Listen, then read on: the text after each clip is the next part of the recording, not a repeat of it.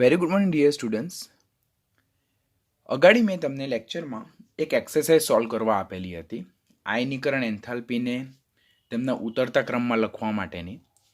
કદાચ આમાંથી ઘણા બધા સ્ટુડન્ટ્સે સોલ્વ પણ કરી હશે, અમુકે સોલ્વ પણ નહીં કરી હશે. સોલ્વ કરી હશે તેને ડાઉટ હશે કે મેં જે પ્રમાણે સોલ્વ કર્યું છે તે સાચું છે કે ખોટું છે. તો હું એના તમને આન્સર મોકલું એના કરતાં બેટર વે જ એક્સરસાઇઝને હું તમને અહીંયા સોલ્વ કરાવી દઉં. Because competitive point of view જોઈએ તો it is one of the very most important exercise.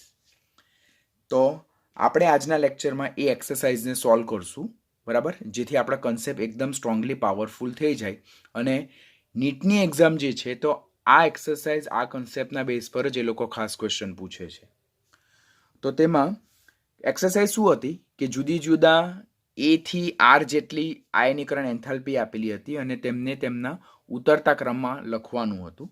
તો તેમાં પહેલી એક્સરસાઇઝ જે હતી, એક્સરસાઇઝ એ, તેમાં આપણને મેગ્નેશિયમ તત્વ આપેલું હતું, એલ્યુમિનિયમ તત્વ આપેલું હતું, સિલિકોન તત્વ આપેલું હતું અને સોડિયમ તત્વ આપેલું હતું. તો આ ચાર તત્વો જે છે તેમને આપણે તેમની પ્રથમ આયનીકરણ એન્થાલ્પીના ઉતરતા ક્રમમાં ગોઠવવાના હતા. પહેલા તો પોઈન્ટ નંબર 1 કે જ્યારે આ પ્રકારના તત્વો આપે તો પહેલાં આપણે વિચારવાનું એ કયા સમૂહનું તત્વ છે અને કયા આવર્તનું તત્વ છે એ નક્કી કરવાનો. ત્યાર પછી તેમને આપણે અરેન્જ કરવાનો પ્રયત્ન કરવાનો. તો મેગ્નેશિયમ એ બીજા સમૂહનું તત્વ છે. હું સમૂહ નંબર લખું છું, આ બીજો સમૂહ. ત્યાર પછી એલ્યુમિનિયમ એ થર્ડ સમૂહનું તત્વ છે. સિલિકોન એ 14મા સમૂહનું તત્વ છે અને સોડિયમ એ પહેલા સમૂહનું તત્વ છે. સમૂહ નંબર આઈડેન્ટિફાઈ થઈ ગયા બાદ આ બધા જ તત્વો જે છે તો તે ત્રીજા આવર્તના તત્વો છે. બધા જ તત્વો એ ત્રીજા આવર્તના તત્વો છે. આટલું પહેલા આપણે નક્કી કરી નાખ્યું. પહેલા તત્વોને તેમના આવર્ત અને સમૂહ પ્રમાણે આપણે આઇસોલેટ કરી નાખ્યા. સેકન્ડમાં આપણે આ સ્ટેપ નંબર 1 છે. સ્ટેપ નંબર 2માં આપણે શું કરવાનું છે કે આપણે આવર્તમાં ડાબીથી જમણી બાજુ તરફ જઈએ તેમ આયનીકરણ એન્થાલ્પી વધવાનું સામાન્ય વલણ દર્શાવે છે એવું આપણને ખબર છે. એટલે પહેલાં અહીંયા જે તત્વો જે છે તો તે સમૂહના ઇરેગ્યુલર ઓર્ડરમાં છે. જો પહેલો બીજો સમૂહ, પછી ત્રીજો સમૂહ, આ ત્રીજો સમૂહ નહીં કહેવાય અને 13મો સમૂહ કહેવાય, સોરી, પછી 14મો સમૂહ, પછી પહેલો સમૂહ. તો પહેલાં એમને આપણે આવર્તમાં ડાબીથી જમણી બાજુ તરફ જઈ તેમ રેગ્યુલર ઓર્ડરમાં અરેન્જ કરશું. તો આપણે ત્રીજા આવર્તમાં ડાબીથી જમણી બાજુ તરફ જઈએ તો ડાબીથી જમણી બાજુ તરફ જતા પહેલા સમૂહ 1 આવે, પછી સમૂહ 2 આવે, પછી સમૂહ 13 આવે અને ત્યાર પછી સમૂહ 14 આવે. તો ડાબીથી જમણી બાજુ તરફ જતા સમૂહ 1, સમૂહ 2, સમૂહ 13 અને 14. મેં શા માટે અહીંયા આટલા જ સમૂહ લખ્યા? બીકોઝ મારી એક્સરસાઇઝમાં મને આ 4 સમૂહ સાથે જ કન્સર્ન છે. હવે અહીંયા જેમ આપણે ડાબીથી જમણી બાજુ તરફ જઈએ તેમ શું થાય? તો પહેલાં આપણે એક્સેપ્શનલ કેસ યાદ રાખવાનો કે પ્રથમ આયનીકરણ એન્થાલ્પીની જ્યારે વાત કરવામાં આવે, કઈ આયનીકરણ એન્થાલ્પી? પ્રથમ આયનીકરણ એન્થાલ્પીની વાત કરીએ તો તે એક્સેપ્શનલી સમૂહ 2ની 13 કરતાં વધારે હતી. શા માટે? ઇલેક્ટ્રોનીય સંરચના. તો સમૂહ 2ની ઇલેક્ટ્રોનીય સંરચના NH2 હતી, સમૂહ 13ની ઇલેક્ટ્રોનીય સંરચના NH2NP1 હતું. આ NH2NP1. તો NH2 કક્ષક એ કેન્દ્રની વધારે નજીક, વધુમાં એ સ્થાયી ઇલેક્ટ્રોનીય સંરચના, એમાંથી ઇલેક્ટ્રોન દૂર કરવા માટે વધારે ઉર્જા આપવી પડે. એની સાપેક્ષમાં NH2NP1માં P કક્ષકમાંથી જો એક ઇલેક્ટ્રોન દૂર કરવામાં આવે તો સ્થાયી ઇલેક્ટ્રોનીય સંરચના NH2 પ્રાપ્ત થાય. માટે પ્રથમ આયનીકરણ એન્થાલ્પી એ સમૂહ 2ની 13 કરતાં વધારે જોવા મળે. ને બાકીનો જે આયનીકરણ એન્થાલ્પીનો ટ્રેન્ડ જે છે તે સામાન્ય કે જેમ ડાબીથી જમણી બાજુ તરફ જઈએ તેમ આયનીકરણ એન્થાલ્પી વધવાનું વલણ દર્શાવે. કેમ વધવાનું વલણ દર્શાવે? પરમાણુય ત્રિજ્યા ઘટે, અસરકારક કેન્દ્રીય વીજભાર વધે, બાહ્યતમ કક્ષાના ઇલેક્ટ્રોનનું કેન્દ્ર તરફ આકર્ષણ વધતું જાય, પરિણામે ઇલેક્ટ્રોનને દૂર કરવા માટે વધારે ને વધારે ઉર્જા આપવી પડે. હવે આપણે તત્વ જો આ રીતે જો જોઈએ તો આ રીતે આપણે જોઈએ તો સૌથી કા વધારે જે આયનીકરણ એન્થાલ્પીનો જે ક્રમ આવે તે પહેલા સમૂહ 14 આવે, ત્યાર પછી સમૂહ 2 નો આવશે, ત્યાર પછી સમૂહ 13 નો આવશે અને ત્યાર પછી સમૂહ 1 નો આવશે. આપણને ખબર ને કે કોઈ પણ આવર્તમાં સૌથી ઓછી આયનીકરણ એન્થાલ્પી, પ્રથમ આયનીકરણ એન્થાલ્પી સમૂહ 1 ની જોવા મળે, બરાબર. અને એટલે આ 4 તત્વોમાં સૌથી ઓછી આયનીકરણ એન્થાલ્પી, પ્રથમ આયનીકરણ એન્થાલ્પી સમૂહ 1 ની છે અને સૌથી વધારે આયનીકરણ એન્થાલ્પી કોની? સમૂહ 14 ની છે. સમૂહ 2 અને 13 માં સમૂહ 2 ની છે એટલે 14 પછી 2, ત્યાર પછી 13 અને ત્યાર પછી સમૂહ 1 અરેન્જ કર્યો. હવે 14મા સમૂહનું અને ત્રીજા આવર્તમાં આવેલું તત્વ, કયું હતું? તો 14મા સમૂહનું ત્રીજા આવર્તમાં આવેલું તત્વ સિલિકોન હતું. ત્યાર પછી સમૂહ 2 માં આવેલું તત્વ કયું હતું? મેગ્નેશિયમ હતું. સમૂહ 13 માં આવેલું તત્વ કયું હતું? એલ્યુમિનિયમ હતું. અને સમૂહ 1 માં આવેલું તત્વ કયું હતું? તો તે હતું સોડિયમ. માટે કરેક્ટ પ્રથમ આયનીકરણ એન્થાલ્પીનો ઉતરતો ક્રમ જો આપણે રાઈટ કરીએ તો શું આવે? પ્રથમ આયનીકરણ એન્થાલ્પીનો ઉતરતો ક્રમ સિલિકોન. ઉતરતો ક્રમ એટલે પહેલા હાઈએસ્ટ લખવાનું. તો સિલિકોન, ત્યાર પછી મેગ્નેશિયમ, ત્યાર પછી એલ્યુમિનિયમ અને ત્યાર પછી સોડિયમ.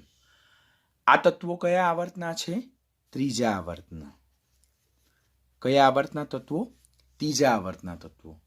એવી જ રીતે જો સેકન્ડ આવર્તના તત્વોના બેઝ પર પણ ખાસ ક્વેશ્ચન પૂછાય છે હંમેશા. તો સેકન્ડ આવર્તના તત્વો તો સિલિકોન તો કાર્બન, મેગ્નેશિયમ તો બેરેલિયમ, એલ્યુમિનિયમ તો બોરોન અને સોડિયમ તો લિથિયમ. તો this will be our final answer.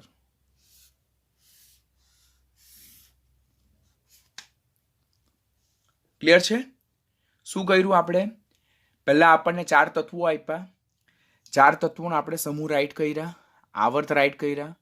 ત્યાર પછી અહીંયા જે તત્વો જે છે તે તેમના સમૂહના ઇરેગ્યુલર ઓર્ડરમાં છે તેમને રેગ્યુલર ઓર્ડરમાં લખીએ, ડાબીથી જમણી બાજુના સિક્વન્સમાં. સમૂહ 1, 2, 13 અને 14. પ્રથમ આયનીકરણ એન્થાલ્પીની વાત કરેલી છે. તો પ્રથમ આયનીકરણ એન્થાલ્પીનો પહેલું જ અપવાદવાળો કિસ્સો કયો છે? સમૂહ 2 અને 13નો. કે સમૂહ 2 ની પ્રથમ આયનીકરણ એન્થાલ્પી 13 કરતાં વધારે છે. શા માટે? તો તેની ઇલેક્ટ્રોનીય સંરચના માટે જવાબદાર રીઝન. ને બાકીના સમૂહ માટે આવર્તમાં ડાબીથી જમણી બાજુ તરફ જતા જેમ પરમાણુય ત્રિજ્યા ઘટે તેમ આયનીકરણ એન્થાલ્પી વધવાનું વલણ દર્શાવે. તો એ રેગ્યુલર જોયું. એટલે જો આ પ્રમાણે સિક્વન્સ પ્રથમ આયનીકરણ એન્થાલ્પીનો મળે તેમાં સૌથી વધારે પ્રથમ આયનીકરણ એન્થાલ્પી સમૂહ 14 ની છે, સૌથી ઓછી સમૂહ 1 ની. એટલે આ 4 સમૂહ માટે, આ 4 સમૂહ માટેની વાત કરું તો સૌથી વધારે પ્રથમ આયનીકરણ એન્થાલ્પી સમૂહ 14 ની અને ત્યાર પછી સમૂહ 1 ની જોવા મળે. તો સમૂહ 14 ની સૌથી વધારે, સમૂહ 1 ની સૌથી ઓછી, સમૂહ 2 અને 13 માં સમૂહ 2 ની વધારે. તો સમૂહ 14 પછી સમૂહ 2, પછી સમૂહ 13, પછી સમૂહ 1. પછી ત્રીજા આવર્તના તત્વોને આપણે આ રીતે અરેન્જ કર્યા અને પ્રથમ આયનીકરણ એન્થાલ્પીનો ઉતરતો ક્રમ ત્રીજા આવર્તના તત્વો માટે આ છે અને બીજા આવર્તના તત્વો માટે આ છે. Very most important. આજની એક્સરસાઇઝ ખૂબ ધ્યાનથી લર્ન કરજો. એમાં ઘણા બધા very very very important concept hide થયેલા છે. તો ખૂબ ધ્યાનથી એક્સરસાઇઝ લર્ન કરતા જજો. This is only first exercise. Second exercise પણ એવી જ છે કે આપણને 1, 2, 3, 4, 5, 6, 7 અને 8 એમ કુલ 8 તત્વો આપેલા છે અને તેમને પ્રથમ આયનીકરણ એન્થાલ્પીના ઉતરતા ક્રમમાં ગોઠવવામાં કીધેલું છે. ચોથો ક્રમ પણ કહે, ઉતરતો ક્રમ પણ કહે, રેગ્યુલર ઓર્ડર પણ કહે, કોની સૌથી વધારે કોની સૌથી ઓછી. 4 તત્વો આપી દે, આ 4 તત્વો, આ 4 તત્વો. તો આટલી વસ્તુ પરથી ઢગલો એમસીક્યુ તમારો જનરેટ થઈ શકે. પહેલાં મેં તમને શું કીધું કે આપેલ તત્વો જે છે તે કયા સમૂહના છે તે નક્કી કરી નાખવું પડે.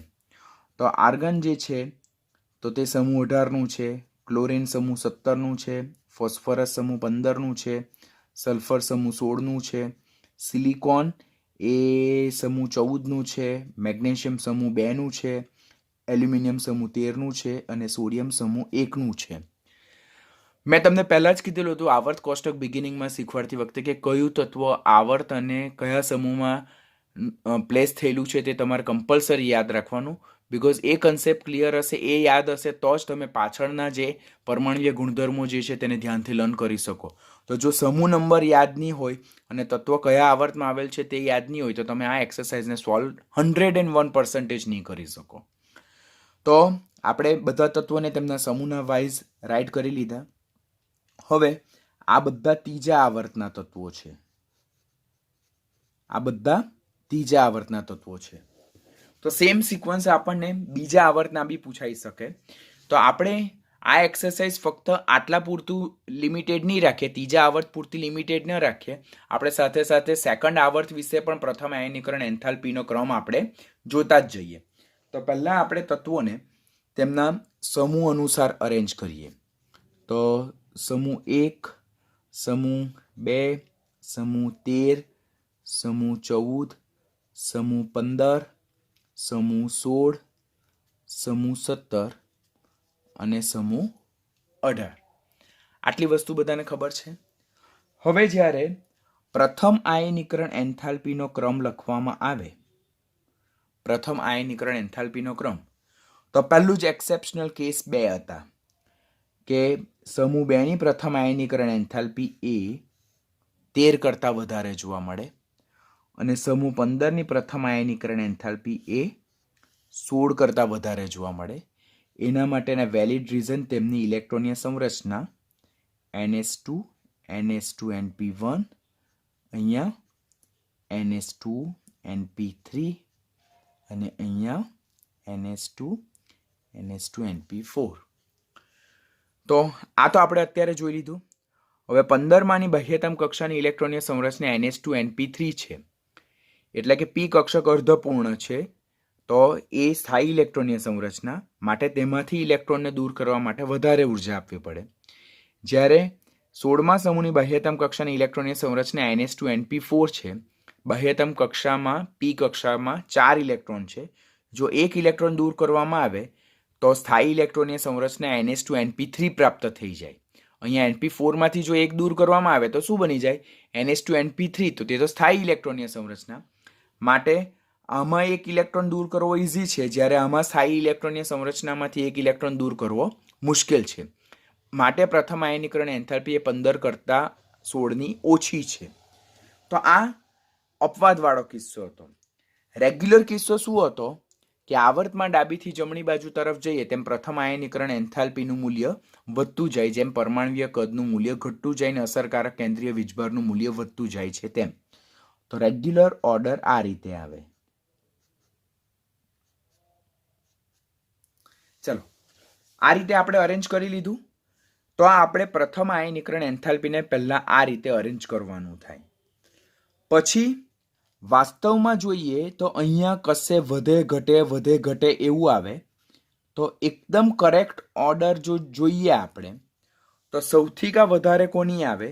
સૌથી કા વધારે પ્રથમ આયનીકરણ એન્થાલ્પી એ સમૂહ 18ની આવે, પછી સમૂહ 17ની આવે, ત્યાર પછી 16ની નહીં આવે. કોની આવે? પછી 15ની આવે, ત્યાર પછી 16ની આવે, ત્યાર પછી 14ની આવે, ત્યાર પછી 13ની આવે, સમૂહ 2 આવે, ત્યાર પછી 13 આવે અને ત્યાર પછી 1 આવે. This is very most important. This is important. You must know. You must know. આમ જો જોઈએ તો સૌથી કા વધારે પ્રથમ આયનીકરણ એન્થાલ્પી એ સમૂહ 18ની જોવા મળે અને સૌથી ઓછી પ્રથમ આયનીકરણ એન્થાલ્પી સમૂહ 1ની જોવા મળે. પ્રથમ આયનીકરણ એન્થાલ્પીનો ક્રમ કેવી રીતે? પહેલા સમૂહ 18, ત્યારબાદ સમૂહ 17, ત્યારબાદ સમૂહ 15, ત્યારબાદ સમૂહ 16, ત્યારબાદ સમૂહ 14, ત્યારબાદ સમૂહ 2, ત્યારબાદ સમૂહ 13 અને ત્યારબાદ સમૂહ 1. એટલે પ્રથમ આયનીકરણ એન્થાલ્પીનો આ ક્રમ તમારે કમ્પલસરી યાદ રાખવાનો. હવે જો આપણે બીજા અને ત્રીજા આવર્તના જે તત્વો છે તેને આપણે અરેન્જ કરીએ અહીંયા, તો સેકન્ડ આવર્ત અને થર્ડ આવર્ત.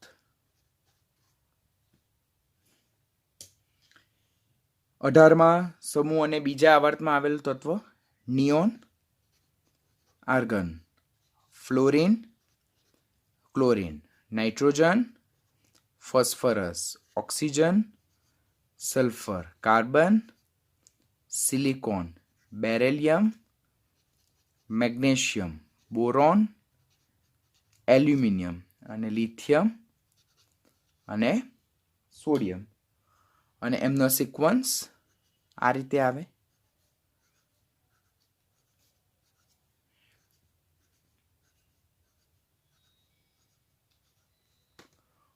તો આપણો જે ક્વેશ્ચન હતો તે જો argon, chlorine, phosphorus, sulphur, silicon, magnesium, aluminium અને સોડિયમ, તો તેમને તેમની પ્રથમ આયનીકરણ એન્થાલ્પીના ઉતરતા ક્રમમાં ગોઠવો. તો આ રીતે આપણે અરેન્જ કરી નાખ્યા. તો આપણે શું કર્યું અહીંયા એક્સરસાઇઝમાં? સૌ પ્રથમ આપણે તત્વોને તેમના સમૂહ અને આવર્ત પ્રમાણે અરેન્જ કર્યા. કે આવર્ત પ્રમાણે અરેન્જ કરીએ તો આ બધા તત્વો આવર્ત 2ના હતા અને બધાના સમૂહ નંબર લખ્યા. પછી આપણને પ્રથમ આયનીકરણ એન્થાલ્પીનો ક્રમ જોઈએ તો બીજા અને 13માનું એક્સેપ્શનલ અને 15માનું અને 16નું એક્સેપ્શનલ યાદ રાખવાનું. ને બાકીનું બધું તો આવર્તમાં ડાબીથી જમણી બાજુ તરફ જઈએ તેમાં આયનીકરણ એન્થાલ્પી વધતી જાય તે તો આપણને ખ્યાલ જ છે.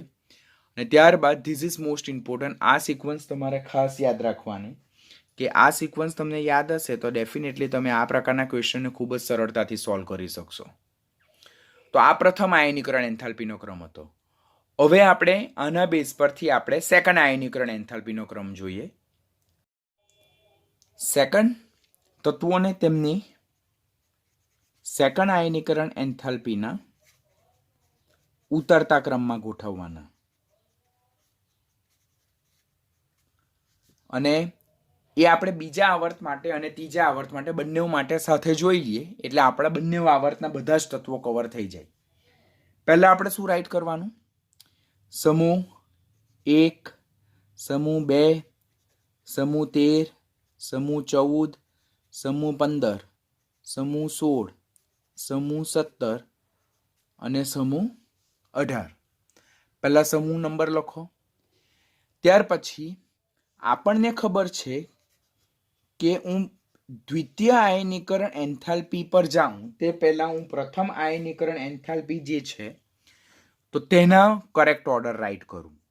કે પ્રથમ આયનીકરણ એન્થાલ્પી એ સમૂહ 2ની 13 કરતાં એક્સેપ્શનલી વધારે જોવા મળે, સમૂહ 15ની 16 કરતાં એક્સેપ્શનલી વધારે જોવા મળે.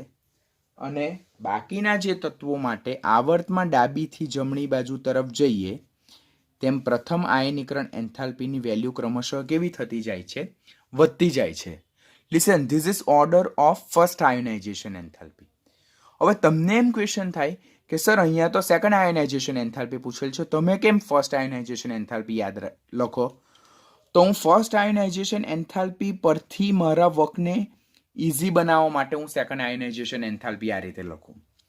તો 1, 2, 13, 14, 15, 16, 17 અને 18. મેં તમને લેક્ચરમાં પણ સમજાવેલો છે આ ક્રમ કેવી રીતે યાદ રાખવાનો તે. બીજું અને 13માં જેમ પ્રથમ આયનીકરણ એન્થાલ્પીનું આ સિક્વન્સ છે તો એનાથી અપોઝિટ આવે.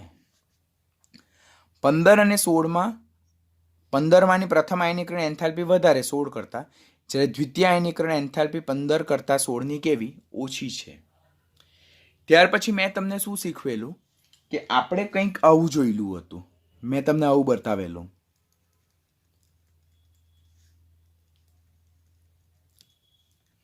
કે 1 થી 14 સુધીમાં જે ઓર્ડર છે તેનાથી અપોઝિટ ઓર્ડર આપણે લખવાનો.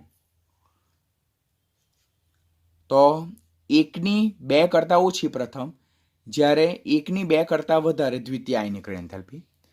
અને 13 અને 14માં 13માની પ્રથમ આયનીકરણ એન્થાલ્પી 14 કરતાં ઓછી, જ્યારે દ્વિતીય આયનીકરણ એન્થાલ્પી 13ની વધારે કોના કરતાં? 14 કરતાં. અને બાકીનો ઓર્ડર કેવો છે? સેમ. તો તમારે આ રીતે પહેલા અરેન્જ કરવાનું હશે. પહેલા મેં શું કર્યું કે પ્રથમ આયનીકરણ એન્થાલ્પી લખી, પહેલા સમૂહ નંબર લખી દીધા 1, 2, 13, 14, 15, 16, 17, 18. જો this is very important concept, ગોખવાથી તો આવડવાનું જ નથી, તમે કન્સેપ્ટ શીખો પહેલાં કે હાઉ ટુ એકચ્યુઅલ રિમેમ્બર. નહીં તો તમે 1000 MCQ સોલ્વ કરશો તો પણ સરવાળે તો તમે 0 જોશો. Because how to remember the point four long period of time that actually you don't know. તો પહેલાં સમૂહ નંબર લખી દઉં, પછી એક્સેપ્શનલ ખાસ યાદ રાખવાનું કે 2 ની 13 કરતાં વધારે, પ્રથમની વાત કરું છું, 15 ની 16 કરતાં વધારે, ને પછી બાકીનામાં રેગ્યુલર ઓર્ડર કે 1 થી આપણે 18 તરફ જઈએ તેમ પ્રથમ આયનીકરણ એન્થાલ્પીનું સિક્વન્સ શું થતું જાય છે, વધતું જાય છે. તો આ એક વસ્તુ યાદ રાખવાની. પછી આ પ્રમાણે જો જોઈએ તો આના બેઝ પરથી ઊંધું તમારે યાદ રાખવાનું કે 2 ની પ્રથમ આયનીકરણ એન્થાલ્પી 13 કરતાં વધારે તો દ્વિતીય આયનીકરણ એન્થાલ્પી 2 ની 13 કરતાં ઓછી છે. પછી 15 પ્રથમ આયનીકરણ એન્થાલ્પી 16 કરતાં વધારે તો 15 દ્વિતીય આયનીકરણ એન્થાલ્પી 15 16 કરતાં વધારે તો દ્વિતીય આયનીકરણ એન્થાલ્પી 15 કરતાં 16 ની વધારે. તો એ બંને રાઈટ થઈ ગયા. પછી શું યાદ રાખવાનું કે 1 થી 14 1 ના ઓપોઝિટ યાદ રાખવાનું કે આ ડિક્રીઝિંગ છે તો આ ઇન્ક્રીઝિંગ છે, આ ડિક્રીઝિંગ છે તો આ ઇન્ક્રીઝિંગ છે, અને બાકીના રેગ્યુલર છે. હવે આ એક વસ્તુ યાદ રાખી શકો તમે. ઓર બીજી વસ્તુ શું યાદ રાખી શકો? ઓર સેકન્ડ આયનાઇઝેશન એન્થાલ્પી જે છે તેમાં પણ પહેલા સમૂહ લખી દઉં, 13, 14, 15, 16, 17 અને 18. એમાં પણ પહેલા સમૂહ લખી દઉં. ને એમાં એટલું જ યાદ રાખવાનું કે 2 એક્સેપ્શનલ યાદ રાખો કે જનરલી આવર્તમાં ડાબીથી જમણી બાજુ તરફ જતા સામાન્ય વર્તણૂકમાં જેમ પ્રથમ આયનીકરણ એન્થાલ્પીની વેલ્યુ વધતી જાય તેવી જ રીતે આવર્તમાં ડાબીથી જમણી બાજુ તરફ જતા દ્વિતીય આયનીકરણ એન્થાલ્પીની વેલ્યુઝ પણ વધતી જાય. બરાબર? પણ એમાં પણ અમુક એક્સેપ્શનલ કેસ કે દ્વિતીય આયનીકરણ એન્થાલ્પી 1 ની 2 કરતાં વધારે અને દ્વિતીય આયનીકરણ એન્થાલ્પી 13 ની 14 કરતાં વધારે, અને બાકીનામાં રેગ્યુલર ઓર્ડર કે જેમ આવર્તમાં ડાબીથી જમણી બાજુ તરફ જઈએ તેમ દ્વિતીય આયનીકરણ એન્થાલ્પીની વેલ્યુ શું થતી જાય છે? વધતી જાય છે. તમારી પાસે 2 ઓપ્શન છે. ક્યાં તમે પ્રથમ આયનીકરણ એન્થાલ્પીનો જે રેગ્યુલર ઓર્ડર છે તેના બેઝ પરથી દ્વિતીય આયનીકરણ એન્થાલ્પી મેં જે રીતે તમને યાદ અપાવું તે રીતે યાદ રાખો. ઓર સેકન્ડ, એ રીતે નહીં કરવું હોય ને વધારે જમેલામાં નહીં પડવું હોય તો આપણે પહેલાં તત્વોને આવર્તમાં ડાબીથી જમણી બાજુ તરફ જઈએ તેમ તેમના સમૂહ પ્રમાણે અરેન્જ કરી નાખીએ. પછી જેમ આવર્તમાં ડાબીથી જમણી બાજુ તરફ જતા પ્રથમ આયનીકરણ એન્થાલ્પીનું મૂલ્ય વધતું જાય તેવી રીતે આવર્તમાં ડાબીથી જમણી બાજુ તરફ જતા સામાન્ય રીતે દ્વિતીય આયનીકરણ એન્થાલ્પીની વેલ્યુ પણ વધતી જાય. બટ એમાં 2 જ એક્સેપ્શનલ. તે કયા? સમૂહ 1 ની દ્વિતીય આયનીકરણ એન્થાલ્પી 2 કરતાં વધારે અને સમૂહ 13 ની દ્વિતીય આયનીકરણ એન્થાલ્પી 14 કરતાં વધારે.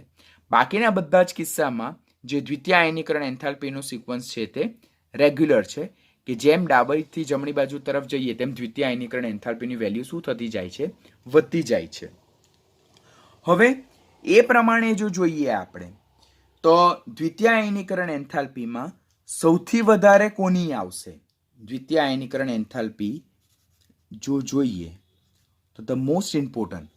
હવે અહીંયા પણ આ છે અને અહીંયા પણ આ છે તો હંમેશા યાદ રાખજો કે પહેલા તમારે સમૂહ 1, ધીસ ઇઝ મોસ્ટ ઇમ્પોર્ટન્ટ. દ્વિતીય આયનીકરણ, પ્રથમ આયનીકરણ એન્થાલ્પી સૌથી વધારે સમૂહ 18ની. પ્રથમ આયનીકરણ એન્થાલ્પી સૌથી વધારે સમૂહ 18ની. દ્વિતીય આયનીકરણ એન્થાલ્પી સૌથી વધારે સમૂહ 1ની. ત્યાર પછી સમૂહ 18, ત્યાર પછી સમૂહ 17, ત્યાર પછી સમૂહ 16, ત્યાર પછી સમૂહ 15, પછી 13, પછી 14 અને પછી 2.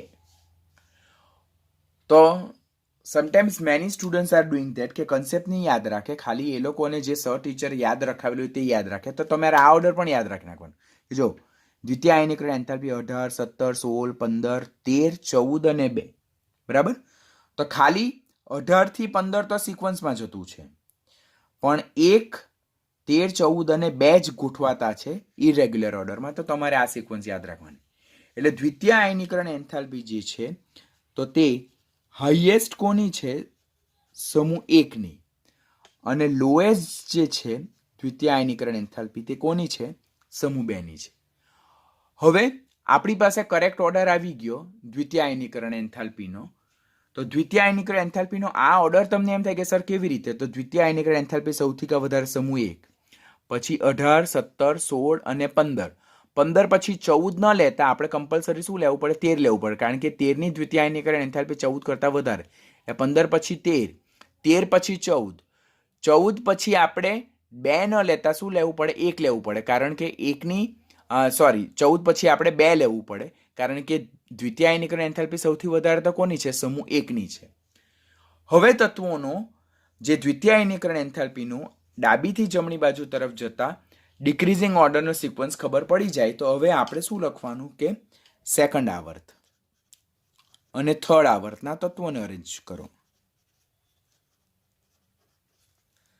તો પ્રથમનું lithium, sodium, neon, argon, fluorine, chlorine, oxygen, sulphur, nitrogen, phosphorus, boron, aluminium, carbon, silicon અને બેરેલિયમ અને મેગ્નેશિયમ. અને ત્યાર પછી સિક્વન્સ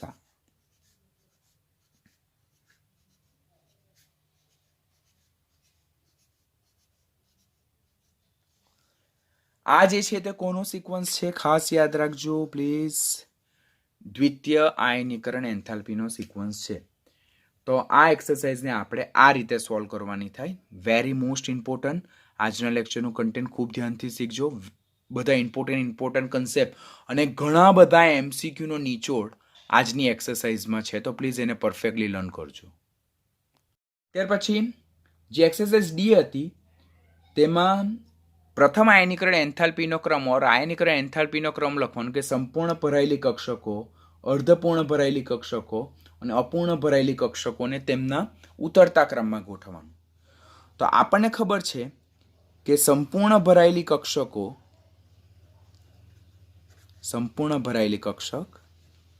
પછી અર્ધપૂર્ણ ભરાયેલી કક્ષક અને ત્યાર પછી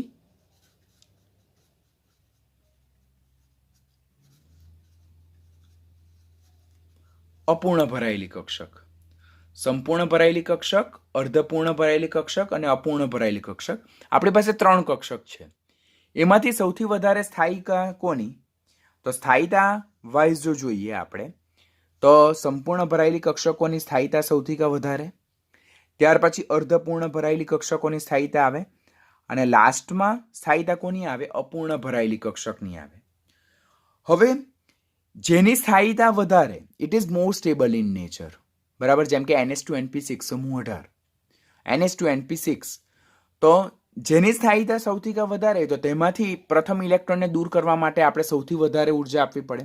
એટલા માટે તો જોયું કે આપણે સૌથી વધારે પ્રથમ આયનીકરણ એન્થાલ્પી સમૂહ 18ની જોવા મળતી હતી.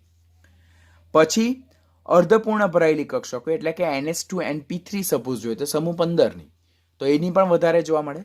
અને અપૂર્ણ ભરાયેલી કક્ષકો એટલે સ્થાયિતા વાઇઝ જો જોઈએ આપણે તો પ્રથમ આયનીકરણ એન્થાલ્પીનો જો ક્રમ જોઈએ તો સંપૂર્ણ ભરાયેલી કક્ષકોમાંથી પ્રથમ ઇલેક્ટ્રોન દૂર કરવો મુશ્કેલ, પછી અર્ધપૂર્ણ અને ત્યાર પછી અપૂર્ણ ભરાયેલી. હવે આ કિસ્સો બી જે છે તો તેમાં પણ એક્સેપ્શનલ કેસ જોવા મળે, એટલે કે અનિયમિત વર્તણૂક જોવા મળે. કે જેમ કે આપણે વાત કરીએ તો સમૂહ 17ની જ વાત કરીએ તો સમૂહ 17 બી અપૂર્ણ ભરાયેલ છે, તો પણ સમૂહ 17ની આયનીકરણ એન્થાલ્પી તો સમૂહ 15 કરતાં વધારે જોવા મળે. એટલે અલ્ટિમેટલી જે આયનીકરણ એન્થાલ્પીનો જે ક્રમ જે છે તો તે ઇલેક્ટ્રોનીય સંરચના લખ્યા બાદ જ આપણને આઈડિયા આવે. પણ આપણને અહીંયા ક્વેશ્ચન એમ પૂછેલો છે કે આપણી પાસે 3 કક્ષકો છે, તો તેમાંથી શેમાં પ્રથમ ઇલેક્ટ્રોન દૂર કરવો વધારે મુશ્કેલ? તો આમાંથી શેમાંથી પ્રથમ આયનીકરણ એટલે કે પહેલો ઇલેક્ટ્રોન દૂર કરવો સરળ? તો ડેફિનેટલી કોનો હશે? અપૂર્ણ ભરાયેલ. પણ અલ્ટિમેટલી બી તો પણ આ જે સિક્વન્સ છે તેમાં પણ પ્લસ માઇનસ થઈ શકે, and that will be decided by the electronic configuration of particular elements. ત્યાર પછી એક્સરસાઇઝ ઈ હતી, તેમાં આપણને 3 તત્વો આપેલા હતા, એન, ઓ અને એફ. જ્યારે આ પ્રકારનું હોય તો પહેલાં તો આપણે સમૂહ અને આવર્ત ડિસાઇડ કરવાનું. આ 15મો સમૂહનું તત્વ, આ 16મા સમૂહનું તત્વ અને આ 17મા સમૂહનું તત્વ, અને બધા જ તત્વો જે છે તો બીજા આવર્તના તત્વો છે. હવે આપણે અહીંયા ઓર્ડર કયો લખવાનો છે? પ્રથમ આયનીકરણ એન્થાલ્પીનો ઓર્ડર લખવાનો છે. તો પ્રથમ આયનીકરણ એન્થાલ્પી એ સમૂહ 15ની 16 કરતાં વધારે છે.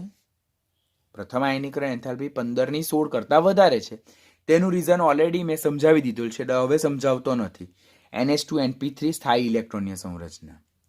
જ્યારે પ્રથમ આયનીકરણ એન્થાલ્પી સમૂહ 16ની ઓછી છે, NH2NP4, NP4માંથી એક ઇલેક્ટ્રોન સરળતાથી દૂર થઈ શકે, બિકોઝ સ્થાયી ઇલેક્ટ્રોનીય સંરચના પ્રાપ્ત કરવાની વૃત્તિ પ્રાપ્ત થાય એટલા માટે. જ્યારે પ્રથમ આયનીકરણ એન્થાલ્પી એ 16 કરતાં 17ની વધારે. રીઝન શું છે એના પછાડીનું? કે આવર્તમાં ડાબીથી જમણી બાજુ તરફ જઈએ તેમ જેમ પરમાણ્વીય કદ ઘટતું જાય તેમ બાહ્યતમ કક્ષાના ઇલેક્ટ્રોનનું કેન્દ્ર તરફ આકર્ષણ વધતું જાય, એટલે બાહ્યતમ કક્ષાના ઇલેક્ટ્રોનને દૂર કરવા માટે વધારે ને વધારે ઉર્જા આપવી પડે.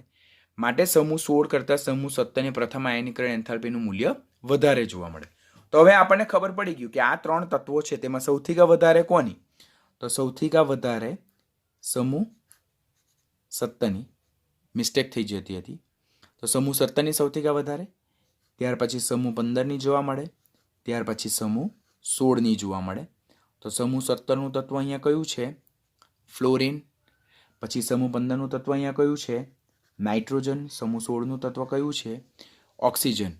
આપણે કયા આવર્તની વાત કરીએ છીએ? બીજા આવર્તની વાત કરીએ છીએ. સેમ આપણને ત્રીજા આવર્ત વિશે પણ એ લોકો પૂછશે. તો ત્રીજા આવર્તમાં ફ્લોરિન પછી ક્લોરિન, પછી નાઇટ્રોજન પછી ફોસ્ફરસ અને ઓક્સિજન પછી સલ્ફર. તો પ્રથમ આયનીકરણ એન્થાલ્પીનો ક્રમ આપણે આ રીતે યાદ રાખવાનો, જે ઓલરેડી આપણે અગાડીની એક્સરસાઇઝમાં સોલ્વ કરી ચૂક્યા છે. Student please be very careful. એક્સરસાઇઝને ખૂબ ધ્યાનથી લર્ન કરજો, કારણ કે આ બધી એક્સરસાઇઝ જો તમે તમારી ફિનિક્સની બુક સોલ્વ કરી હશે તો આ બધા જ MCQ ઓલરેડી તમને વારંવાર કોમ્પિટિટિવની એક્ઝામમાં પૂછાઈ ચૂક્યા છે. તો આપણે એવા જ ક્વેશ્ચનના રિલેટેડ ડિસ્કશન કરીએ છીએ કે જે ઓલરેડી પ્રીવિયસ યરની એક્ઝામમાં પૂછાઈ ચૂક્યા છે. હવે એક્સરસાઇઝ F, તેમાં પ્રથમ આયનીકરણ એન્થાલ્પી ના ઉતરતા ક્રમમાં ગોઠવવાના. કોને કોને? બોરોનને, કાર્બન, નાઇટ્રોજન અને ઓક્સિજન. પહેલાં તો જ્યારે આ પ્રકારના ક્વેશ્ચન પૂછાય છે તો પહેલાં તો આપણે કયા સમૂહ અને કયા આવર્તનું તે પહેલાં નક્કી કરવું જરૂરી બને. બોરોન 13મો સમૂહ, 14મો સમૂહ, 15મો સમૂહ અને 16મો સમૂહ. પ્રથમ આયનીકરણ એન્થાલ્પી જો જોઈએ આપણે તો આપણે અત્યારે જ લર્ન કર્યું કે પ્રથમ આયનીકરણ એન્થાલ્પી એ સમૂહ 15ની 16 કરતાં વધારે છે. બાકીનામાં નોર્મલ સિક્વન્સ કે આવર્તમાં ડાબીથી જમણી બાજુ તરફ જઈએ તેમ પ્રથમ આયનીકરણ એન્થાલ્પીનું મૂલ્ય કેવું થતું જાય? વધતું જાય છે. એટલે આ રીતે જો જોઈએ આપણે તો સૌથી વધારે પ્રથમ આયનીકરણ એન્થાલ્પી જો જોઈએ તો સમૂહ 15ની વધારે, ત્યાર પછી 16ની, ત્યાર પછી 14ની અને ત્યાર પછી 13ની. હું શું કહેવા માંગુ? ખ્યાલ આવ્યો ને? આપણને 4 તત્વો આપેલા છે. તે તત્વો જે છે આ બધા જ તત્વો જે છે તો બીજા આવર્તના તત્વો છે. હવે બધાના સમૂહ ડિસાઇડ કરી નાખ્યા. સમૂહ ડિસાઇડ થઈ ગયા બાદ પ્રથમ આયનીકરણ એન્થાલ્પીનો આપણને સિક્વન્સ ખબર છે કે 15ની 16 કરતાં પ્રથમ આયનીકરણ એન્થાલ્પી એક્સેપ્શનલી વધારે છે. This is exceptional behaviour. બાકીનું તો રેગ્યુલર કે જેમ ડાબીથી જમણી બાજુ તરફ જાય તેમ પ્રથમ આયનીકરણ એન્થાલ્પી વધવાનું વલણ દર્શાવે, જેમ પરમાણુ ત્રિજ્યા ઘટે તે અનુસાર. એટલે આ રીતે જોઈએ તો સૌથી વધારે પ્રથમ આયનીકરણ એન્થાલ્પી જો આ ડબલ જે સાઇડ છે તે નાઇટ્રોજન તરફ આવે, એટલે સૌથી વધારે પ્રથમ આયનીકરણ એન્થાલ્પી 15માની, અને સૌથી પોઇન્ટેડ પોર્શન છે તે બોરોન તરફ, એટલે સૌથી ઓછી આવે 13માની, અને પ્રથમ પછી આ 15 પછી આવે 16 અને 16 પછી આવે 14. એટલે સેકન્ડ આવર્તના જો તત્વો આપણે અરેન્જ કરીએ તો 15માનું નાઇટ્રોજન, 16માનું ઓક્સિજન, 14માનું કાર્બન અને 13માનું બોરોન. તો એમનો સિક્વન્સ આ રીતે અરેન્જ થશે. અને જો હું થર્ડ આવર્તની વાત કરું, થર્ડ આવર્તને આ રીતે અરેન્જ કરવાનો પ્રયત્ન કરું તો phosphorus, sulphur, carbon, silicon, boron, aluminium, આ રીતે. તો આ બધા સિક્વન્સ યાદ રાખજો પ્લીઝ, બિકોઝ આના બેઝ પરથી ઘણા બધા ક્વેશ્ચન પૂછાય છે તમને. પહેલાં 4 તત્વો આપ્યા, તેમના સમૂહ નંબર લખી દીધા. સમૂહ નંબર લખી દીધા ત્યાર પછી મેં પ્રથમ આયનીકરણ એન્થાલ્પીનો રેગ્યુલર ટ્રેન્ડ લખું. એના બેઝ પરથી જોઉં તો સમૂહ 15ની સૌથી વધારે અને સમૂહ 13ની સૌથી ઓછી, અને પછી 14 અને 16 બાકી રહી તો એમાંથી ડેફિનેટલી 16ની 14 કરતાં વધારે હશે. ને આ રીતે આ સેકન્ડ આવર્તના તત્વો છે ને આ થર્ડ આવર્તના તત્વો છે. ત્યાર પછી જે એક્સરસાઇઝ જી છે, તો એક્સરસાઇઝ જીમાં આપણને આપ્યા છે ફ્લોરિન, ક્લોરિન, બ્રોમિન અને આયોડિન. આ બધા જ તત્વો જે છે તો તે સમૂહ 17ના હેલોજન તત્વો છે. હવે આપણને ખબર કે હેલોજન તત્વોમાં જો આપણે અરેન્જ કરીએ તો સમૂહમાં ઉપરથી નીચે તરફ આ રીતે અરેન્જ કરીએ, ફ્લોરિન, ક્લોરિન, બ્રોમિન અને આયોડિન, અને ઉપરથી નીચે તરફ જઈએ તેમ પરમાણ્વીય ત્રિજ્યા જેમ વધતી જાય તેમ આયનીકરણ એન્થાલ્પી કેવી થતી જાય? ઘટતી જાય. કારણ કે આયનીકરણ એન્થાલ્પીને પરમાણ્વીય ત્રિજ્યા સાથે કેવો સંબંધ છે? વ્યસ્ત સંબંધ છે. તો રેગ્યુલર બિહેવિયર કે ઉપરથી નીચે તરફ જતાં પરમાણ્વીય ત્રિજ્યા વધે તેમ આયનીકરણ એન્થાલ્પી ઘટતી જાય. માટે આપેલ તત્વોમાં સૌથી વધારે આયનીકરણ એન્થાલ્પી ફ્લોરિનની અને સૌથી ઓછી આયનીકરણ એન્થાલ્પી કોની છે? આયોડિનની, લોએસ્ટ 4 તત્વોમાં. અને આની કેવી જોવા મળે? Highest. That's a normal concept કે સમૂહમાં ઉપરથી નીચે તરફ જતા જેમ પરમાણ્વીય ત્રિજ્યા વધતી જાય તેમ આયનીકરણ એન્થાલ્પી કેવી થતી જાય છે? ઘટતી જાય છે. તો આ આપણી એક્સરસાઇઝ થઈ ગઈ જી. ત્યાર પછી એક્સરસાઇઝ એચ. એક્સરસાઇઝ એચમાં આપણી પાસે નિયોન, ઓક્સિજન, સોડિયમ અને Na+. તો આ પ્રકારની એક્સરસાઇઝ જનરલી પૂછવાની શક્યતા ઓછી, પરંતુ હું તમને કરાવી દઉં કદાચ પૂછાઈ જાય તો. પહેલાં તો કયા સમૂહ અને કયા આવર્તનું તત્વ તે ડિસાઇડ કરવું જરૂરી બને. નિયોન જે છે તો તે 18મો સમૂહ અને સેકન્ડ આવર્ત. ઓક્સિજન જે છે તે 16મો સમૂહ અને બીજો આવર્ત. સોડિયમ જે છે તો પહેલો સમૂહ અને ત્રીજો આવર્ત. અને Na+ જે છે તો તે સોડિયમનો, એટલે કે એ પણ પહેલો સમૂહ અને ત્રીજા આવર્તની વાત કરીએ. સૌથી પહેલાં આયનીકરણ એન્થાલ્પી આપણે જોવાની કે અહીંયા 2 તત્વો બીજા આવર્તના છે અને 2 સ્પીસીસ જે છે તે ત્રીજા આવર્તના છે. તેમાં પણ આયનીકરણ એન્થાલ્પી જો જોઈએ આપણે તો કદની વાત કરું, આ 2 તત્વોને વાત કરું તો Na નું કદ Na+ કરતાં કેવું? વધારે. માટે આયનીકરણ એન્થાલ્પી એ Na કરતાં Na+ ની વધારે. ખબર ને, જનક પરમાણુ કરતાં એમાંથી બનતા ધન આયનનું કદ કેવું હોય છે? ઓછું હોય છે. તો ધન આયનનું કદ ઓછું હોય તો એમાંથી ઇલેક્ટ્રોનને દૂર કરવા માટે મારે કેવી ઉર્જા આપવી પડે? વધારે ઉર્જા આપવી પડે. એટલે આ 2 તત્વોની જો હું વાત કરું તો આયનીકરણ એન્થાલ્પીનો ક્રમ મને આવું જોવા મળે. હવે સૌથી વધારે આયનીકરણ એન્થાલ્પી તો આપણને કોની જોવા મળે? સમૂહ 18ની જ જોવા મળે. બરાબર? સમૂહ 18ની સૌથી વધારે આયનીકરણ એન્થાલ્પી જોવા મળે. સમૂહ 18ની સૌથી વધારે આયનીકરણ એન્થાલ્પી જોવા મળે એટલે અહીંયા કરેક્ટ સિક્વન્સ આપણે આ રીતે અરેન્જ કરશું. પહેલા નિયોન આવશે અને છેલ્લું તત્વ જે છે તે સોડિયમ આવશે. કેમ સોડિયમ આવશે? તો સોડિયમ ત્રીજા આવર્તનું તત્વ છે, જ્યારે આ બંને તો બીજા આવર્તના તત્વ છે, એટલે આની આયનીકરણ એન્થાલ્પી કેવી આવશે? હાઈએસ્ટ આવશે. અને આની આયનીકરણ એન્થાલ્પી કેવી આવશે? લોએસ્ટ આવશે. તો પહેલાં આટલું જોતાં મને આટલું ખબર પડી ગયા કે નિયોનની હાઈએસ્ટ છે અને સોડિયમની લોએસ્ટ છે. હવે મારી પાસે બે સિક્વન્સ છે, તેમાં મારી પાસે એક Na+ છે અને એક ઓક્સિજન. તો અહીંયા હું Na+ મૂકીશ અને અહીંયા હું ઓક્સિજન મૂકીશ. હવે આપણને ક્વેશ્ચન થાય, સર કેમ એવું? તો ઓક્સિજન જે છે તો ઓક્સિજનની ઇલેક્ટ્રોનીય સંરચના લખીએ આપણે તો હિલિયમ 2s2 2p4 અને Na+ જે છે તેની ઇલેક્ટ્રોનીય સંરચના જો લખીએ આપણે તો એની ઇલેક્ટ્રોનીય સંરચના હિલિયમ 2s2 2p6 એટલે એની ઇલેક્ટ્રોનીય સંરચના નિયોન જેવી આવે. તો ડેફિનેટલી આ નિયોન જેવી ઇલેક્ટ્રોનીય સંરચના અને આ હિલિયમ 2s2 2p4 ઇલેક્ટ્રોનીય સંરચના. તો ઓક્સિજન અને Na+ એ બેમાંથી શેમાંથી ઇલેક્ટ્રોન દૂર કરવો વધારે મુશ્કેલ બને? તો ડેફિનેટલી નિયોન જેવી ઇલેક્ટ્રોનીય સંરચનામાંથી. માટે સૌથી વધારે નિયોનની, ત્યાર પછી Na+ની, ત્યાર પછી ઓક્સિજનની અને ત્યાર પછી લોએસ્ટ છે તે કોની હશે? સોડિયમની હશે. આ પ્રકારના ક્વેશ્ચન પૂછાવાની શક્યતા 100% ઓછી, બટ આપણે ધ્યાનમાં રાખવાનું જેથી આપણો કન્સેપ્ટ ક્લિયર થઈ જાય. ધેન આફ્ટર એક્સરસાઇઝ I કે જેમાં આપણી પાસે કોપર છે, આપણી પાસે સિલ્વર છે અને આપણી પાસે ગોલ્ડ છે.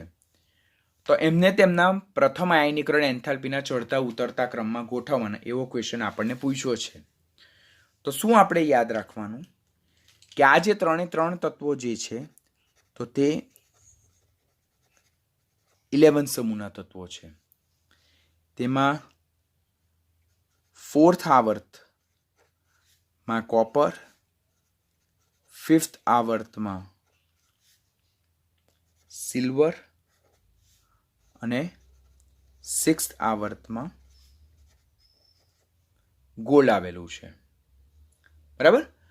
તો પહેલા તો આ 3 તત્વો જે છે તો 11 સમૂહના છે, એમને કોઇનેજ મેટલ કહેવાય. યાદ રાખજો. કોઇનેજ મેટલ એટલે કે જે સિક્કા જે હોય, સિક્કા તે સિક્કામાં વપરાતી આ ધાતુઓ છે. કોપરના, સિલ્વરના, ગોલ્ડના જે સિક્કા જે વપરાય તે. તો they are called as a coinage metal from group 16. હવે સમૂહમાં ઉપરથી નીચે તરફ જતા પરમાણ્વીય કદ કેવું થતું જાય? વધતું જાય એવું ખબર છે આપણને. પરમાણ્વીય કદ વધતું જાય તેમ આયનીકરણ એન્થાલ્પી ઘટતી જાય એવું ખબર. એટલે સામાન્ય રીતે ટ્રેન્ડ શું આવે? સામાન્ય ટ્રેન્ડ તો પરમાણ્વીય ત્રિજ્યા જે છે તો તે આ રીતે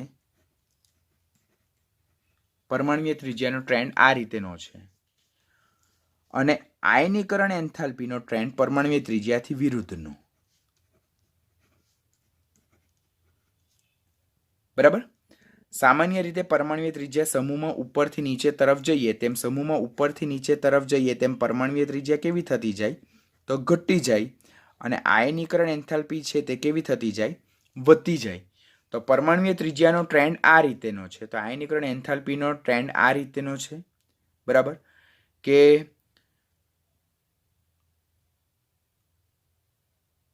અહીંયા આપણે રોંગ લખ્યું છે. પરમાણ્વીય ત્રિજ્યા સમૂહમાં ઉપરથી નીચે તરફ જતા વધતી જાય ને આયનીકરણ એન્થાલ્પી કેવી થતી જાય? ઘટી જાય. એટલે એ પ્રમાણે જોઈએ તો કોપરની આયનીકરણ એન્થાલ્પી વધારે આવે અને ગોલ્ડની આયનીકરણ એન્થાલ્પી આવી આવે, પણ કરેક્ટ ઓર્ડર આવો છે. Copper is greater than silver is less than Au. પ્રથમ આયનીકરણ એન્થાલ્પીનો ટ્રેન્ડ આપણે આ રીતે યાદ રાખવાનો કે કોપરની સિલ્વર કરતાં વધારે અને સિલ્વરની કોના કરતાં વધારે છે? ગોલ્ડ કરતાં વધારે છે. તો હવે એવું જ્યારે થાય તો આપણને એમ ક્વેશ્ચન થાય કે સર આ કેવી રીતે આવે? તો આ ઓલરેડી તમારે ત્યારે લર્ન કરવાનું છે. આ ઓલરેડી તમે 12થમાં જ્યારે ડી અને એફ વિભાગ આવશે ત્યારે ડી અને એફ વિભાગમાં તમે આ જોઈ લેવાનો છો. તો એ પ્રમાણે જોઈએ તો કરેક્ટ ઓર્ડર પહેલાં કોપર, પછી ગોલ્ડ અને ત્યાર પછી સિલ્વર. આ સિક્વન્સ આપણે યાદ રાખશું. ખબર પડે છે હું શું કહેવા માંગુ? આપણને 3 મેટલ આપી, કોપર આપી, ગોલ્ડ આપી અને સિલ્વર આપી. 3 તત્વો કયા સમૂહના તત્વો છે? 11મા સમૂહના તત્વો છે. તેમાં કોપર 4થા આવર્તમાં, સિલ્વર 5મા આવર્તમાં અને ગોલ્ડ 6થા આવર્તમાં છે.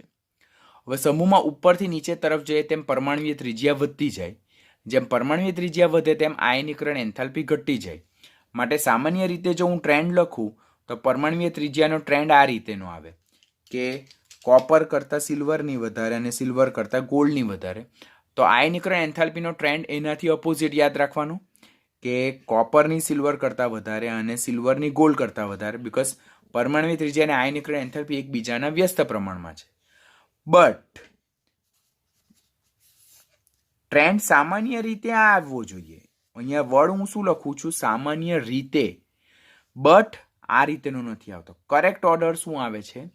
સિલ્વરની કોપરની આયનીકરણ એન્થાલ્પી સિલ્વર કરતાં વધારે છે અને સિલ્વરની આયનીકરણ એન્થાલ્પી ગોલ્ડ કરતાં ઓછી છે. સૌથી વધારે આયનીકરણ એન્થાલ્પી કોપરની, પછી ગોલ્ડની અને ત્યાર પછી સિલ્વરની. ધેન આફ્ટર એક્સરસાઇઝ જેમાં આપણી પાસે સોડિયમ છે, પોટેશિયમ છે, મેગ્નેશિયમ છે અને ક્રિપ્ટોન છે. તેમને આપણે પ્રથમ આયનીકરણ એન્થાલ્પીના કેવા ક્રમમાં ગોઠવવાના છે? ઉતરતા ક્રમમાં ગોઠવવાના. પહેલા તો સોડિયમ એ સમૂહ 1નું તત્વ, આ પણ સમૂહ 1નું તત્વ, આ સમૂહ 2નું તત્વ અને આ સમૂહ 18નું તત્વ. આ બીજા આવર્તમાં આવેલું તત્વ, આ પોટેશિયમ ત્રીજા આવર્તમાં આવેલું તત્વ, મેગ્નેશિયમ બીજા આવર્તમાં આવેલું તત્વ અને ક્રિપ્ટોન એટલે હિલિયમ, નિયોન, આર્ગન અને ક્રિપ્ટોન. તો ક્રિપ્ટોન એ કયા? Helium, neon, argon and krypton. તો એ ચોથા આવર્તમાં આવેલું તત્વ. ખબર ને? Helium, neon, argon, krypton. તો ચોથા આવર્તમાં આવેલું તત્વ છે. આ પ્રમાણે જોઈએ તો સૌથી પહેલા 4 તત્વો આપણને આપેલા છે. જો હવે આ એવા કોન્ટ્રાવર્શિયલ ક્વેશ્ચન છે કે જેમાં સમૂહ જુદા છે, આવર્ત જુદા છે, પછી 2 તત્વો જે છે તે એક જ આવર્તના છે. તો આમાં આપણે જુદી જુદી રીતે ટ્રેન્ડ સેટ કરવો પડશે. સૌથી પહેલા જોઈએ આપણી પાસે તો ઇલેક્ટ્રોનીય સંરચના. સમૂહ 18ના તત્વો હોય તેમની ઇલેક્ટ્રોનીય સંરચના સૌથી વધારે થાય. એટલે તેમની આયનીકરણ એન્થાલ્પી, પ્રથમ આયનીકરણ એન્થાલ્પી તો સૌથી વધારે જ હોય. આવર્ત ને પછી સાઈડમાં મૂકવું પડે આપણે ત્યારે એવા કિસ્સામાં ટ્રાયલ એન્ડ એરર મેથડ પર જાય. પણ આપણે બહુ જ એને ચીવટાઈથી સોલ્વ કરવું પડે કે ક્રિપ્ટોન સમૂહ 18નું ચોથા આવર્તનું તત્વ હોવા છતાં પણ એની બાહ્યતમ કક્ષાની ઇલેક્ટ્રોનીય સંરચના NS2NP6 છે. એટલે બાહ્યતમ કક્ષાની ઇલેક્ટ્રોનીય સંરચના સ્થાયી ઇલેક્ટ્રોનીય સંરચના અને એમાંથી ઇલેક્ટ્રોન દૂર કરવા માટે મારે વધારે ઉર્જા આપવી પડે. માટે સૌથી વધારે આયનીકરણ એન્થાલ્પી કોની છે? ક્રિપ્ટોનની આવશે. હવે આપણી પાસે ઓપ્શન જે છે તો તે બાકીના 3 ઓપ્શન, તેમાં આ 2 તત્વો બીજા આવર્તના છે અને આ ત્રીજા આવર્તનું છે. તો ડેફિનેટલી બીજા આવર્ત કરતાં ત્રીજા આવર્તના તત્વની આયનીકરણ એન્થાલ્પી ઓછી હોય. એટલે સૌથી વધારે ક્રિપ્ટોનની અને સૌથી ઓછી પોટેશિયમની છે. હવે મારી પાસે સોડિયમ અને મેગ્નેશિયમ. તો સોડિયમ અને મેગ્નેશિયમ તો ડેફિનેટલી પ્રથમ આયનીકરણ એન્થાલ્પી એ સમૂહ 1 કરતાં સમૂહ 2ની વધારે. એટલે અહીંયા મેગ્નેશિયમ અને અહીંયા આવશે સોડિયમ. એટલે કરેક્ટ ઓર્ડર શું આવે? ક્રિપ્ટોન, મેગ્નેશિયમ, સોડિયમ અને પોટેશિયમ. ક્રિપ્ટોન શા માટે હાઈએસ્ટ લીધું? સમૂહ 18નું તત્વ, સ્થાયી ઇલેક્ટ્રોનીય સંરચના, બરાબર. NS2NP6 માટે એમાંથી ઇલેક્ટ્રોનને દૂર કરવા માટે વધારે ઉર્જા આપવી પડે.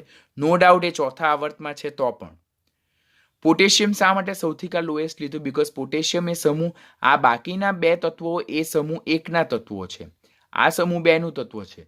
પણ આ 2 સમૂહ 1ના તત્વોમાં પણ આ ત્રીજા આવર્તનું તત્વ અને ત્રીજા આવર્તની પરમાણુય ત્રિજ્યા વધારે હોય એટલે એમાંથી ઇલેક્ટ્રોનને દૂર કરવા માટે ઓછી ઉર્જા આપવી પડે. માટે લોએસ્ટ પોટેશિયમની છે. મેગ્નેશિયમ અને સોડિયમ, તો આ સોડિયમ અને આ મેગ્નેશિયમ, આ પણ બીજા આવર્તનું તત્વ, આ પણ બીજા આવર્તનું તત્વ.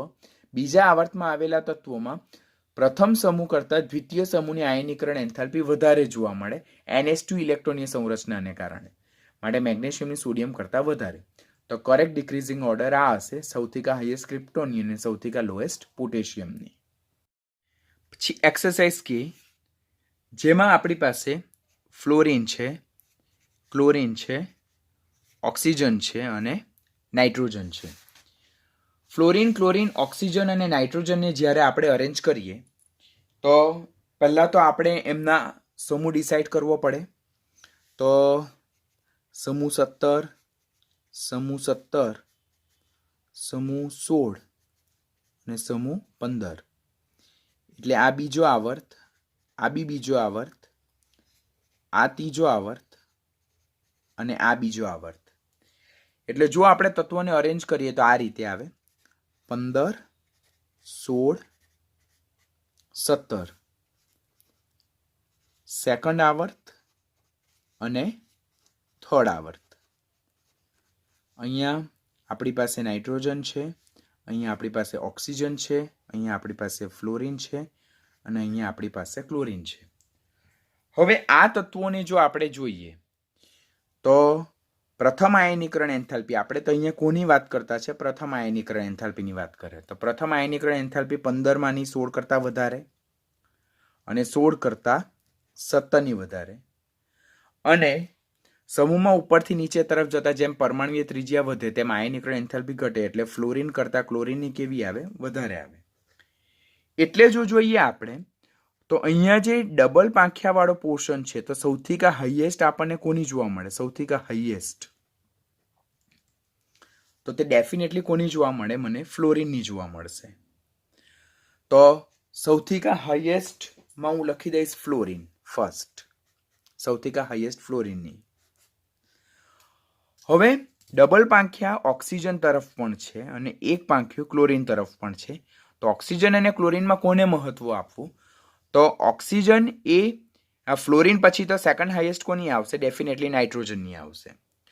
હવે ઓક્સિજન અને ક્લોરિનમાં મારે મહત્વ કોને આપવાનું? આ બીજા આવર્તનું તત્વ છે, આ ત્રીજા આવર્તનું તત્વ છે. તો બીજા આવર્તના તત્વની આયનીકરણ એન્થાલ્પી વધારે હોય ને ત્યાર પછી કોની આવે? ત્રીજા આવર્તની તત્વની. તો this is very nice question, important one, કે જેને ડેફિનેટલી એ લોકો પૂછશે. 4 તત્વો આપ્યા, તેમાં 3 તત્વો બીજા આવર્તના અને એક તત્વ ત્રીજા આવર્તનું. 15 કરતાં 16ની પ્રથમ આયનીકરણ એન્થાલ્પી ઓછી અને 16 કરતાં 17ની પ્રથમ આયનીકરણ એન્થાલ્પી વધારે. તો એને આ રીતે સિક્વન્સમાં ગોઠવ્યા. એવી જ રીતે અહીંયા આપણે ઉપરથી નીચે તરફ જતા આયનીકરણ એન્થાલ્પી ઘટવાનું વલણ દર્શાવે. એટલે જો જોઈએ તો ડબલ જે પાંખિયા જે છે તે ફ્લોરિન તરફ છે, એટલે સૌથી કા હાઈએસ્ટ ફ્લોરિન આવે. ત્યાર પછી જો આ ડબલ પાંખિયાવાળો પોર્શન કોના તરફ? નાઇટ્રોજન, તો સેકન્ડ નાઇટ્રોજન. પછી આ બેમાંથી વધારે મહત્વ કોને આપી શકાય? આપણે ડેફિનેટલી ઓક્સિજનને મહત્વ આપી શકાય. અને ત્યાર પછી લાસ્ટમાં સૌથી કા ન્યૂનતમ કોની આવશે? ક્લોરિનની આવશે. ધેન આફ્ટર એક્સરસાઇઝ આઈ, તેમાં આપણી પાસે લિથિયમ, સોડિયમ અને પોટેશિયમ. તો આ બધા તત્વો સમૂહ 1ના છે. સમૂહ 1નું પહેલું લિથિયમ, પછી સોડિયમ અને પોટેશિયમ. ઉપરથી નીચે તરફ જતા પરમાણુય ત્રિજ્યા વધતી જાય તેમ આયનીકરણ એન્થાલ્પી ઘટતી જાય. તો કરેક્ટ ઓર્ડર એમનો શું આવે? Lithium is greater than sodium is greater than potassium. કારણ કે સમૂહમાં ઉપરથી નીચે તરફ જાય તેમ પરમાણુય ત્રિજ્યા જેમ વધે તેમ આયનીકરણ એન્થાલ્પી ઘટવાનું વલણ દર્શાવે છે. એવી જ રીતે આપણને એક્સરસાઇઝ એમ જે આપી છે તેમાં આપણી પાસે બેરેલિયમ છે, મેગ્નેશિયમ છે અને આપણી પાસે કેલ્શિયમ છે. તો આ બધા સમૂહ 2ના તત્વો છે અને સમૂહ 2માં 2 મક્કા સર 12. તો સમૂહમાં ઉપરથી નીચે તરફ જતા જેમ પરમાણુય ત્રિજ્યા વધે તેમ આયનીકરણ એન્થાલ્પી ઘટવાનું વલણ દર્શાવે. એટલે beryllium is greater than magnesium is greater than calcium. તો આ તો ડાયરેક્ટ ઇઝી ક્વેશ્ચન જ છે, જે ડાયરેક્ટ ટેક્સ્ટ બુક લેવલના ક્વેશ્ચન છે. એક્સરસાઇઝ એન, જેમાં આપણી પાસે બોરોન છે, કાર્બન છે અને નાઇટ્રોજન છે. તો આ તો બહુ બધી વખત સોલ્વ કરી. 13મો સમૂહ, 14મો સમૂહ, 15મો સમૂહ. આવર્તમાં ડાબીથી જમણી બાજુ તરફ જતા આયનીકરણ એન્થાલ્પીની વેલ્યુ શું થતી જાય? વધતી જાય. એટલે બોરોન કરતાં કાર્બનની વધારે અને કાર્બન કરતાં નાઇટ્રોજનની વધારે. પ્રથમ આયનીકરણ એન્થાલ્પીનો ક્રમ. એવી જ રીતે અહીંયા એલ્યુમિનિયમ બી પૂછાય, અહીંયા સિલિકોન પણ પૂછાય અને અહીંયા ફોસ્ફરસ પણ પૂછાય. આ બધા તત્વો જે છે તો તે બીજા આવર્તના તત્વો છે અને આ બધા જે તત્વો છે તે ત્રીજા આવર્તના તત્વો છે. ખબર પડે ને? બોરોન 13મા સમૂહનું તત્વ, કાર્બન એ 14મા સમૂહનું તત્વ અને નાઇટ્રોજન એ 15મા સમૂહનું તત્વ અને આ બધા તત્વો બીજા આવર્તમાં આવેલા છે. તેમ જેમ 13 થી 15 તરફ જાય તેમ આયનીકરણ એન્થાલ્પીની વેલ્યુ વધતા જાય. હવે સેમ સિક્વન્સ આપણને ત્રીજા આવર્તના તત્વો વિશે પણ પૂછાઈ શકે. તો 13માનું ત્રીજા આવર્તનું તત્વ એલ્યુમિનિયમ, 14માનું ત્રીજા આવર્તનું તત્વ સિલિકોન અને 15માનું ત્રીજા આવર્તનું તત્વ ફોસ્ફરસ. તો સેમ સિક્વન્સ કોના માટે લાગુ પાડી શકાય? ત્રીજા આવર્તના તત્વો માટે પણ લાગુ પાડી શકાય. આ બધા સિક્વન્સ પ્લીઝ યાદ રાખજો, કન્સેપ્ટને ક્લિયર કરજો, બીકોઝ આયનીકરણ એન્થાલ્પીના કન્સેપ્ટ જ્યાં સુધી તમે એપ્લાય કરતા નહીં શીખશો ત્યાં સુધી એની એક્સરસાઇઝ તમને બહુ ટફ લાગશે. નાઉ એક્સરસાઇઝ ઓ કે જેમાં આપણી પાસે કાર્બન તત્વ છે, સિલિકોન તત્વ છે અને જર્મેનિયમ તત્વ છે. તો આને તેમના પ્રથમ આયનીકરણ એન્થાલ્પીના ઉતરતા ક્રમમાં ગોઠવવાનું છે. હવે આ ત્રણે ત્રણ તત્વો જે છે તો 14મા સમૂહના તત્વો છે. તેમાં કાશી ગયે શંકર પ્રભુ, આપણને એવો ટ્રેન્ડ ખ્યાલ છે. સમૂહમાં ઉપરથી નીચે તરફ જતા પરમાણુય ત્રિજ્યા શું થતી જાય? વધતી જાય. તો આયનીકરણ એન્થાલ્પી શું થતી જાય? ઘટતી જાય. માટે કરેક્ટ ઓર્ડર આ આવશે. કાર્બનની સૌથી વધારે, પછી સિલિકોનની અને ત્યાર પછી શું આવે? જર્મેનિયમની. એટલે this will be our correct order. આ એક્સરસાઇઝ ઓ હતી. ત્યાર પછી એક્સરસાઇઝ પી, જેમાં આપણી પાસે ટિટેનિયમ છે, પછી વેનેડિયમ છે, ક્રોમિયમ છે અને મેંગેનીઝ છે. તો આ તત્વોને તેમની પ્રથમ આયનીકરણ એન્થાલ્પીના ઉતરતા ક્રમમાં ગોઠવવાનું છે. હવે ટિટેનિયમ જો જોઈએ તો આ જે 1, 2, 3 અને 4 તત્વો જે છે તો તે ચોથા આવર્તના તત્વો છે. કયા આવર્તના તત્વો છે? ચોથા આવર્તમાં. જેમાં ટિટેનિયમ જે છે તો તે ચોથા સમૂહમાં આવેલું છે, વેનેડિયમ 5મા સમૂહમાં આવેલું છે, ક્રોમિયમ એ 6થા સમૂહમાં આવેલું છે અને મેંગેનીઝ એ 7મા સમૂહમાં આવેલું છે. એટલે જેમ આપણે ડાબીથી જમણી બાજુ તરફ જઈએ તો તેમ ડાબીથી જમણી બાજુ તરફ જતા, આવર્તમાં ડાબીથી જમણી બાજુ તરફ જતા પરમાણુય ત્રિજ્યા શું થતી જાય? ઘટતી જાય. અને આયનીકરણ એન્થાલ્પી શું થતી જાય?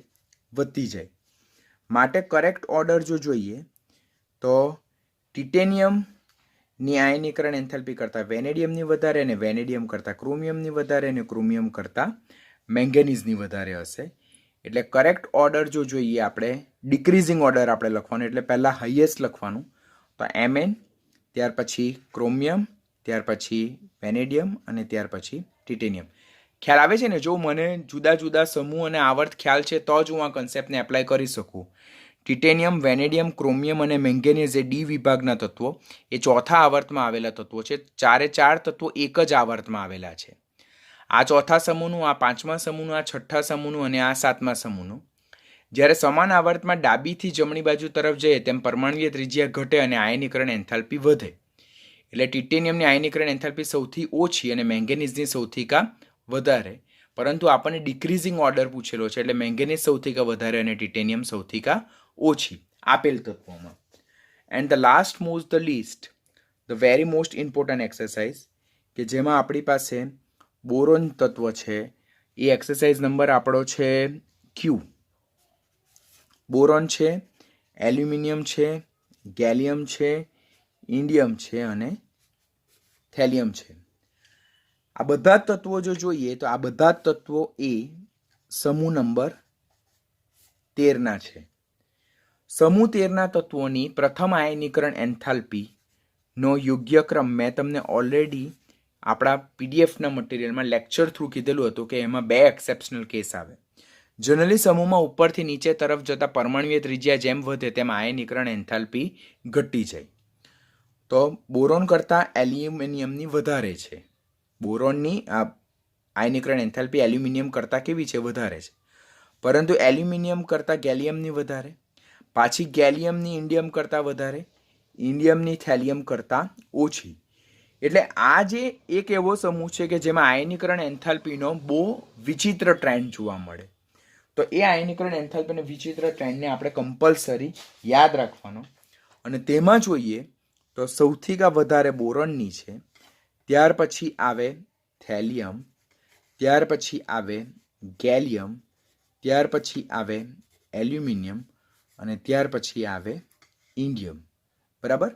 એટલે સમૂહ 13માં સૌથી હાઈએસ્ટ પ્રથમ આયનીકરણ એન્થાલ્પી કોની?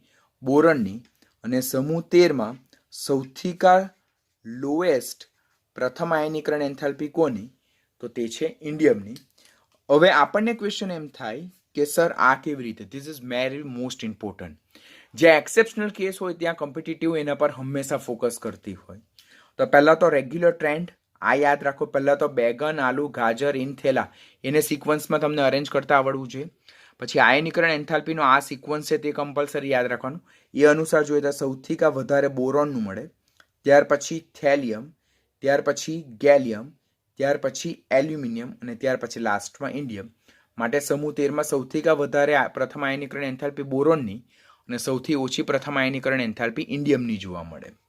હવે આપણને એમ થાય કે રીઝન સર શા માટે એવું? તો જ્યારે આપણે આ 11મા ધોરણમાં 13મો સમૂહ જ્યારે જોઈશું ત્યારે એનું રીઝન હું તમને એકદમ પરફેક્ટલી સમજાવીશ. આની સાથે આયનીકરણ એન્થાલ્પીને લગતી જે મેં એક્સરસાઇઝ તમને સોલ્વ કરવા આપેલી હતી તે બધી એક્સરસાઇઝને ઇમ્પોર્ટન્ટ બધા જ કન્સેપ્ટ આપણે અહીંયા કવર કરી નાખ્યા છે. નેક્સ્ટ લેક્ચરમાં આપણે ઇલેક્ટ્રોન પ્રાપ્તિ એન્થાલ્પીના એવા ઇમ્પોર્ટન્ટ કન્સેપ્ટ જોશું અને એની સાથે આયનીકરણ એન્થાલ્પી અને ઇલેક્ટ્રોન પ્રાપ્તિ એન્થાલ્પીના ટોપિકને આપણે એકદમ perfectly competitive point of view complete કરશું. ત્યાર પછી આપણે નવો ટોપિક નેક્સ્ટ વીકથી વિદ્યુત ઋણતા સ્ટાર્ટ કરશું.